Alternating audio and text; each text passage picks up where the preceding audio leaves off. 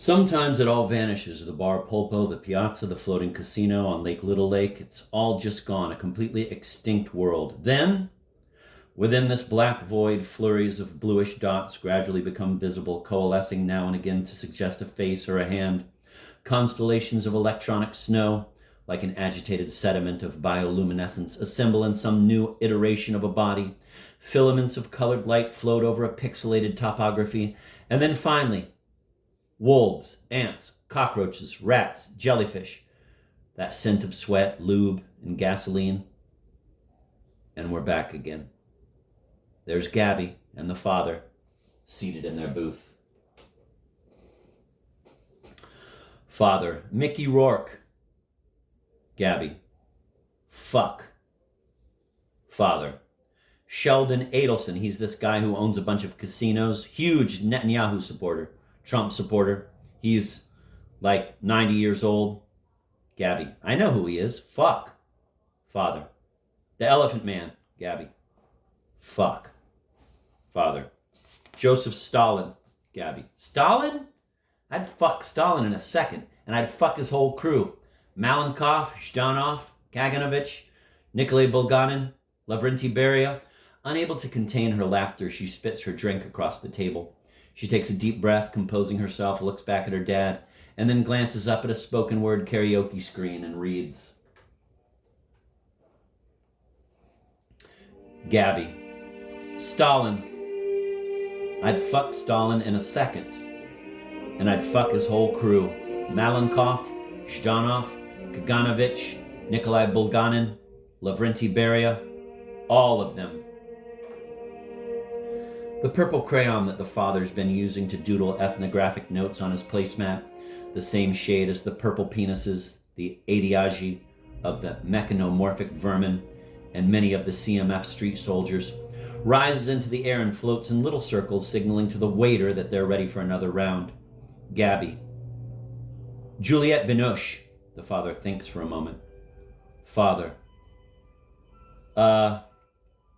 Kill. Gabby. Elizabeth Holmes. Father. Kill. Gabby. Jory Graham. Father. Kill. Gabby. Gigi Hadid. Father. Kill. Gabby, cracking up. Why? Father. I'm joking. Gabby. Have you ever really wanted to kill anybody? The father coughs up a spray of FX blood into his handkerchief, a la Doc Holliday and My Darling Clementine. He knocks back a shot, then another. His eyes narrow. Father. It's crossed my mind. Through the agate patterns of blood and viscera on the windows of the bar Polpo, the street soldiers of the Chilesian mafia faction sometimes appear as strange apparitions, like Javanese shadow puppets floating or dancing across the stage. Father, when the God cried out those lifelong prophecies of doom, all my miseries to come, he spoke of this as well. My promised respite after hard years weathered. I will reach my goal, he said, some haven in a far-off land, vouchsafed at last by dread divinities, and make their home my home. There I will round the last turn in the torment of my life. Gabby, Dad, you're so drunk you're reading from the wrong screen. Even when Gabby says, Dad, you're so drunk you're reading from the wrong screen, she's reading that from a screen, even though the father is drunk and is reading from the wrong screen. The father goes to pee. While he's in the men's room, some other guy comes and sits down across from Gabby in the booth and starts reading the father's spoken word karaoke part. And Gabby responds, reading her lines until the father returns. Other guy, oh, sorry. He gets up and leaves. Father, sliding back into his seat. Who was that? Gabby shrugs. I have absolutely no idea, Father. I find tall people particularly repulsive. They're just long tubes of guts. Who is Falloppio Tubin? According to the brochure, he's the medieval Chilesian monk and amateur parasitologist credited with distilling the first batch of gravy, the fiery, high-proof vermifuge that's considered the national drink of Chilesia.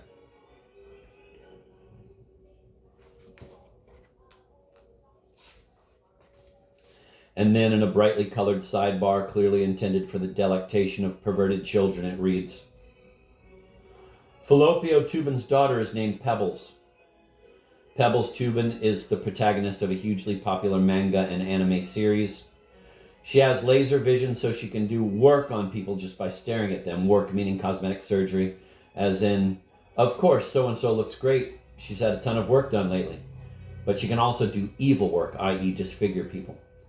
Pebbles' nemesis throughout both the manga and the anime series is this character named So-and-so, a fabulously wealthy reptilian woman who was born on the island of the mutant gargoyles, but now resides in an exclusive gated community in Calabasas. In one episode, So-and-so consumes half of Kenny G, his legs, but his upper torso and head are kept alive, forced to play tunes as So-and-so seduces reanimated figures from history, Galileo, Isaac Newton, Albert Einstein, etc., on the Jean Royer polar bear sofa in her playroom. The carnage on the piazza is perpetual, like a film shot through a glass ashtray.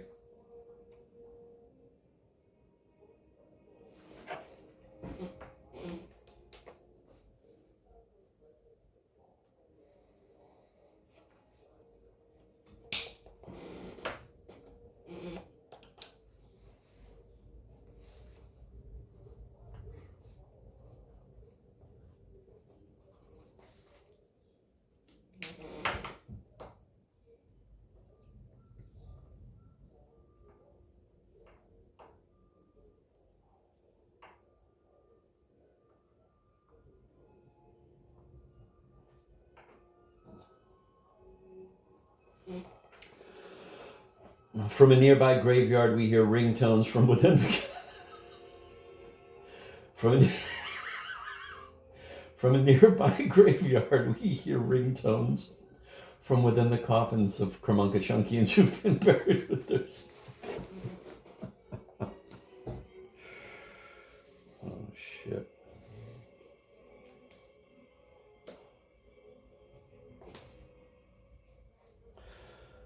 The carnage on the piazza is perpetual, like a film shot through a glass ashtray. From a nearby graveyard, we hear ringtones from within the coffins of Kramunka-Chunkians who've been buried with their cell phones. The waiter arrives with more drinks, ever more drinks.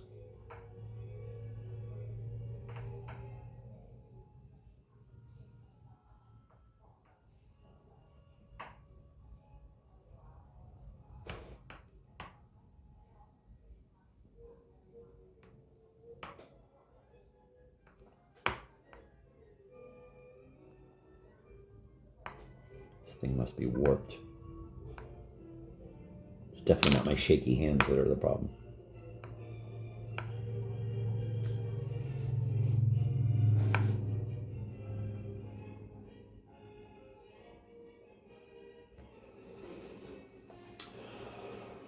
Father, with pseudo-bulbar effect, then let this body full of warmth and life. The father pauses, scrolls for something on his cell phone, and then Father, with uncontrollable laughter and crying, then let this body full of warmth and life be thrown upon the piazza.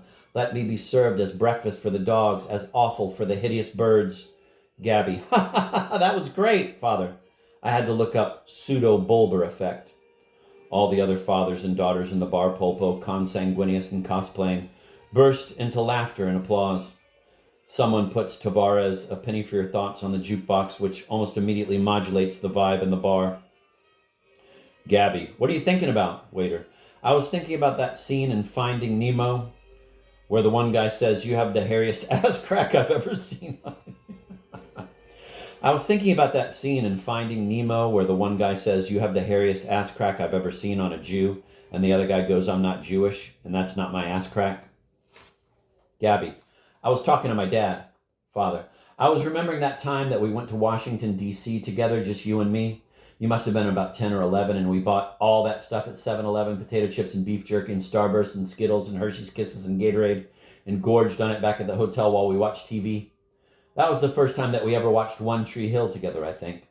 That was a really nice time, wasn't it? Gabby doesn't respond immediately, then her eyes glistening with tears. Really, really nice. Per the brochure. Lucas Scott, portrayed by Chad Michael Murray, is the main protagonist in the WBCW television series One Tree Hill. Interested in basketball and literature, He dies in the series' final episode during a Drano drinking contest at the NC State Asylum for the Criminally Insane. He won. Father, you know what actually inspired me to be a writer in the first place? It was when Lucas Scott wrote that novel, An Unkindness of Ravens.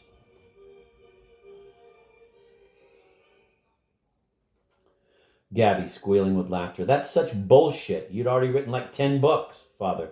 Well, it definitely re-galvanized my commitment, Gabby. Bullshit, Father. Remember when we went to SUR, that place from Vanderpump Rules in West Hollywood, with Sarah and her parents, and Sarah's dad called up the guy who played Dan Scott in One Tree Hill? That was fucking hilarious. Gabby, yes, Paul Johansson, Father, wistfully. Fun times, huh? We hear a fortissimo cluster of tones caused by the impact of enucleated eyeballs against the windows. A minute later, the same tone cluster, but an octave higher.